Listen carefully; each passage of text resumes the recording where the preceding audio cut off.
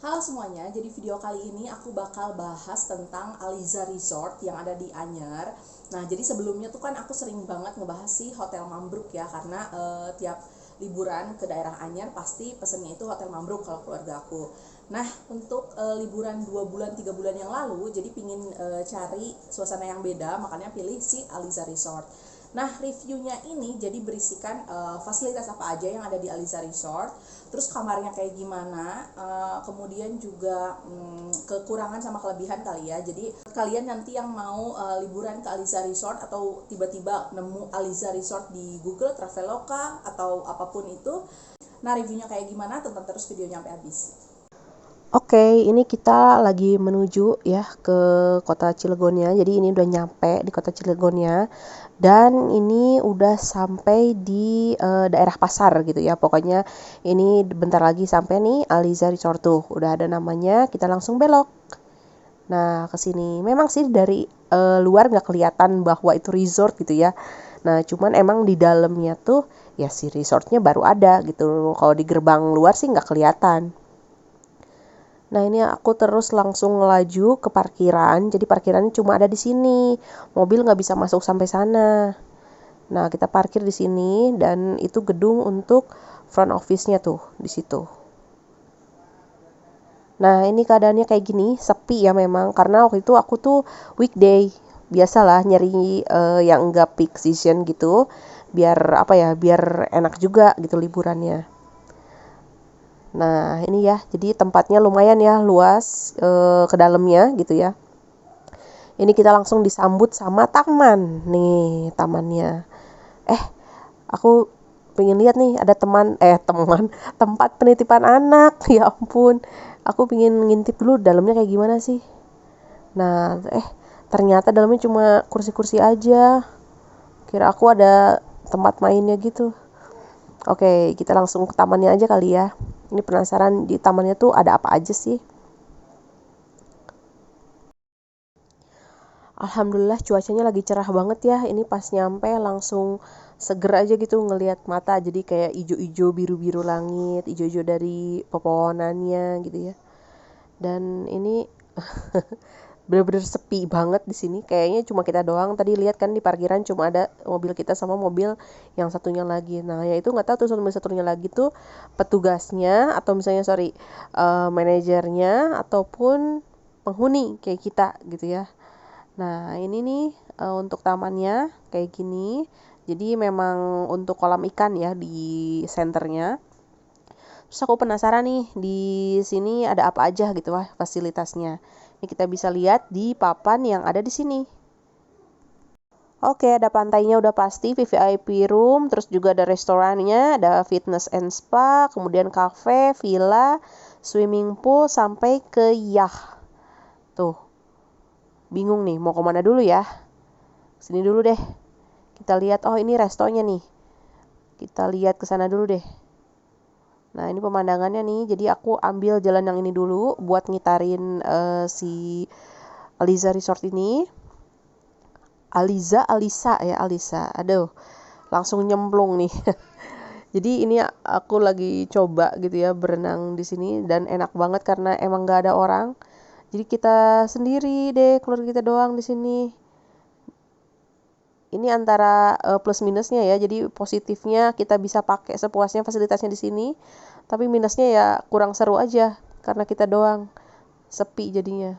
Nah, ini restonya ya. Jadi langsung menghadap ke kolam renang. Terus juga langsung ke pantainya. Tuh, di beberapa spot ada ayunan kayak gitu-gitu ya. Nah, ini nih ada tempat yang bisa mungkin buat foto-foto booth. Nah, itu tuh yahnya tuh. Kalau nggak salah sih katanya setiap Sabtu Minggu itu yahnya boleh disewain gitu ya. Tapi karena kita ini weekday, jadi kita nggak bisa pakai atau nggak bisa sewa. Nah, ini kita lanjut ke arah sana gitu ya. Penasaran juga mengelilingi si Aliza Resort ini. Nah, ini juga tuh ya beberapa spot ayunan lagi. Jadi dari kayu, makanya kalau misalnya yang kayak aku ini agak rentan gitu ya nyobain si ayunannya karena takutnya roboh. Bukannya berayun malah roboh. Jadi takut. Nah, kita lanjut. Oh, itu tuh kamar-kamarnya sebelah sana. Kita coba intip. Oh ya, ini tuh sambil ngitarin sambil nunggu juga ya, katanya kamarnya belum ready. Aku nggak tahu sih, padahal ini kan sepi ya. Maksudnya kenapa belum ready gitu. Nah, ini jadi kita nunggu dulu deh. Ini ya penampakan untuk gedung-gedung kamarnya. Tuh, pokoknya semuanya langsung menghadap ke halaman dan juga pantainya. Dan itu tuh, oh itu tuh tempat fitness and spa di sini. Nah, ini tempat spa-nya. Pintu yang ini tapi lagi tutup karena ini kita kan weekday ya, bukan weekend. Nah, ini nih aku mau nyoba juga masuk ke tempat fitnessnya. Jadi ada apa aja sih? Nah, ini nih lumayan lengkap ya. Ada sepeda statis, kemudian tuh lumayan lah untuk ada treadmill, tuh angkat beban. Oke, 1, 2, 3, 4, 5, 6. Ada 6. Nih, kayak gini, kacanya besar dan ini tempat loker-loker untuk naruh barang. Kemudian ke sebelah sana pintu, yang sebelah sana itu pasti ruang spa-nya. Nah, kalau yang ini tembus ke parkiran tuh. Parkiran lewat jalur belakang tadi. Oke, itu ke atas tempat spa-nya ya. Sepi sih, jadi aku nggak berani ke atas sendirian, takut. Oke, ini kita lanjut lagi ke tempat lain. Oke, ini kita udah puter 1 kali putaran dan itu tuh tempat resto yang tadi. Jadi kita udah sekeliling ya. Nah, ini kita melaju lagi ke arah yang tadi. Oh, kamarnya ya, kita langsung aja masuk kamar ya. Soalnya ini udah dapat kuncinya nih. Jadi aku masukin kita dulu udah sekalian barang-barangnya. Kuncinya. Jadi ini yang kamar P107. Ya, tuh. Penampakannya kayak gini, nggak terlalu besar juga kamarnya, nggak terlalu kecil juga, jadi pas aja buat 2 atau 3 orang gitu ya. Nah, ini ada 2 kasur, kemudian AC, kemudian juga TV, meja, kursi. Nah, kayak gini ya. Terus ada kulkas juga, ada kaca juga, kemudian juga lemari dan kamar mandinya. Nah, kayak gini ya penampakannya. Tuh kayak gitu, dan ini juga shower, ada water heaternya juga. Sorry ya kalau gambarnya nggak terlalu jelas.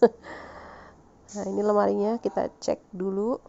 Oke, kayak gini. Berarti emang standar hotel apa sih namanya, resort kayak gini ya. Nah, ini lumayan gede ya lemarinya. Terus kita lanjut lagi untuk gantungan. Nah, kayak gini nih penampakannya. Oke, kita lanjut lagi keluar. Menjelang sore renang lagi.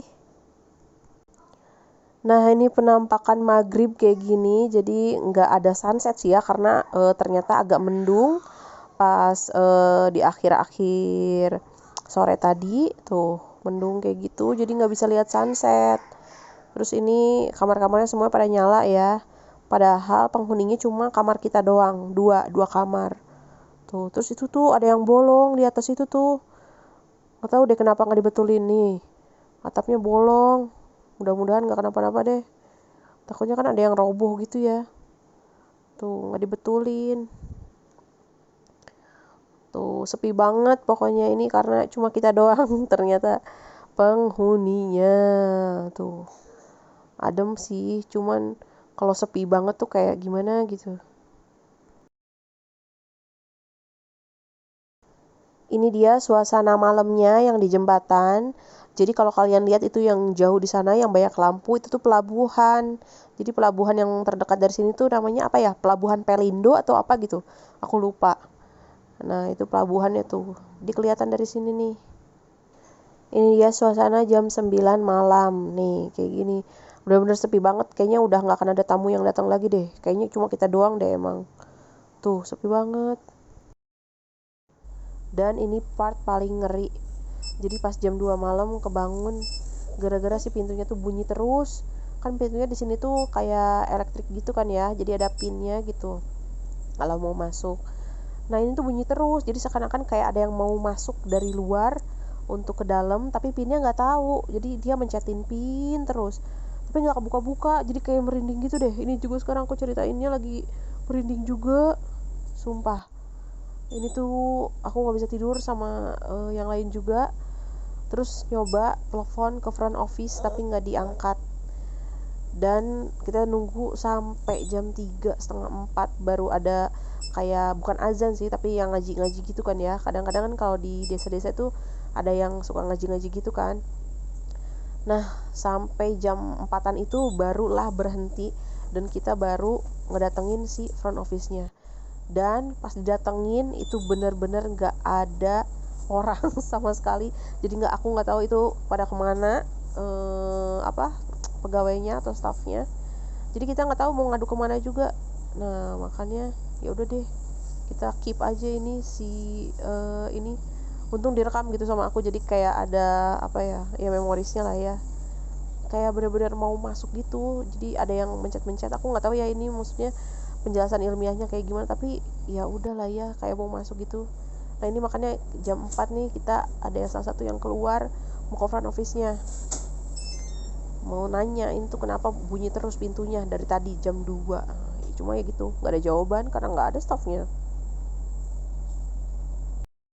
Suasana paginya, jadi setelah semalam tadi nggak tidur nyenyak gara-gara pintunya bunyi terus pinnya. Nah tapi ngelihat pagi ini cerah banget dan pantainya juga bersih banget. Terus ya udah lupa aja gitu sama takutnya yang tadi malam.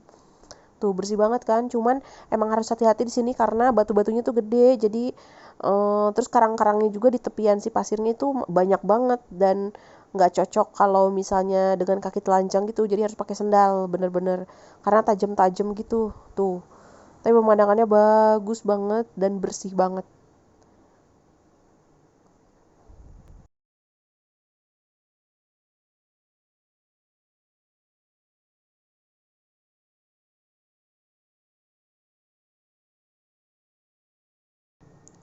Nah ini nih yang bisa disewa ya, jadi kayak kapal gitu yang bisa disewa, cuman nggak ada penjaganya karena ini kita kan weekday ya. Tuh kalau yang yah tadi sebelah sana tuh, cuman aku nggak dapat gambarannya nih, nggak boleh masuk ke ruangan itu.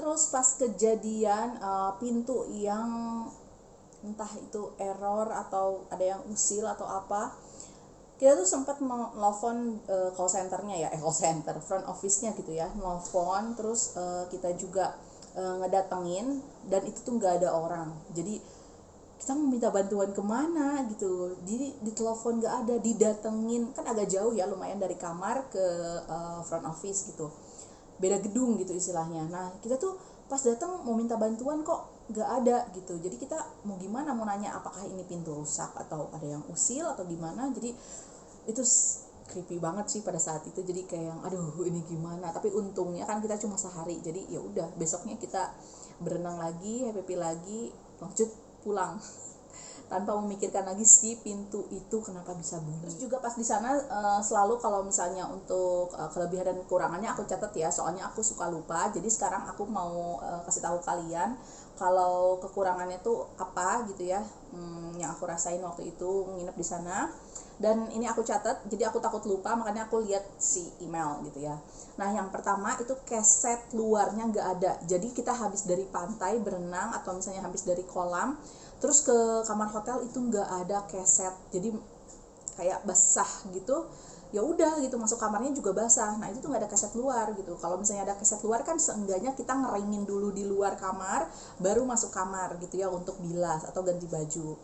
Terus yang kedua itu colokan nggak ada buat pemanas air. Jadi aku dapat pemanas air gitu kan, teko gitu.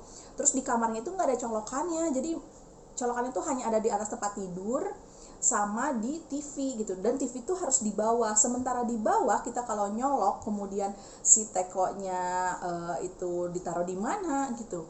Kebayang gak sih? Jadi kayak gini. Ini teko, ini colokannya gitu ya. Si colokannya tuh sama tekonya tuh kabelnya hanya sejengkal kalau nggak salah. Jadi sorry banget ini nggak ada buktinya karena aku lupa waktu itu ya ngefoto atau ngevideo, jadi itu mau nyolokin tuh gimana gitu, sementara meja TV-nya itu kan pendek, nah mau ditaruh teko di kolongnya itu nggak bisa, tekonya nggak bisa masuk gitu. Nah itu tuh ya poin keduanya. Terus juga nggak worth sama yang harga yang ditawarkan gitu ya kalau menurut aku, tapi emang bukan aku yang bayar pada saat liburan kemarin, cuman kalau menurut aku sharing sama kakak ya, sama kakak, menurut dia itu nggak worth sama harga yang ditawarkan dibandingkan sama Hotel Mambruk gitu ya.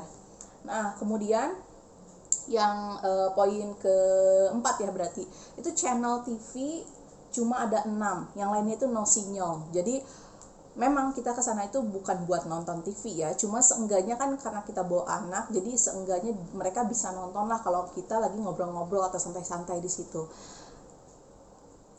Gak ada channel yang bisa kita tonton, kalaupun ada cuma 6, dan itu pun apa ya namanya, kayak buram-buram gitu loh, kayak banyak semutnya gitu. Jadi kita nonton apa gitu, dan anak-anak pun kayak aduh nggak mau deh gue nonton ini kayak gitu. Jadi istilahnya nggak ada yang bisa ditonton gitu dari ke-6 channel tersebut. Terus juga sinyal HP rendah banget kalau di kamar, jadi buat beberapa kartu gitu itu no sinyal banget untuk di kamar.